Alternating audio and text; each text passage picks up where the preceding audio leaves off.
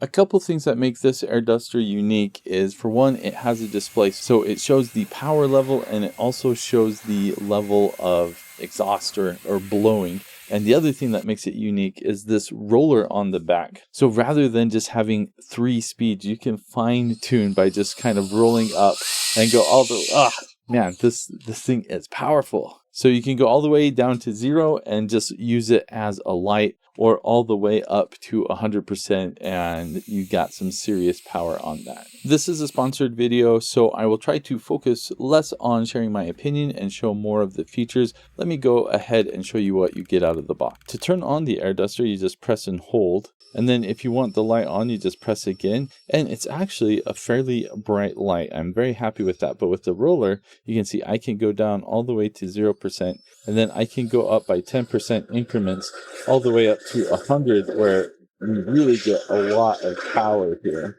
And then to turn off, we just press and hold again. You do have the carrying case, some brushes, your charging cable, and I'll just show you the attachment heads here. You basically have different sizes of openings, and then this is for inflatables to go inside the rubber thing if you need to inflate. And then to put on a different attachment, you just twist it and then twist it back on. It locks into place, and then you've got whatever nozzle you need. So if you look at the test results for the VOLINEX, probably the closest comparison would be the Wolfbox MF100. This is a really popular duster, but the VOLINEX does, you can see, have more power all along the way for the 1 minute and 30-second test. Because I have worked in IT, I've been using air dusters like this for several years, and if you do not already have one, I highly recommend it. The default use case is generally marketed as being for blowing out dust for electronics, game consoles, computers, keyboards, that sort of thing. What I really like this for is projects around the house where things often get dusty, or I myself get dusty and I need to blow off my face or arms or clothes. I can use this. This can go in a toolbox rather than having to go to my shed, turn on the compressor and dust myself off. I can just use something like this. Or if you're outdoors and camping and you have a fire and you don't want to singe your eyebrows by getting so close to the fire and blowing on it, you can use this instead. Much more powerful, a lot easier and faster to use. This can also be great for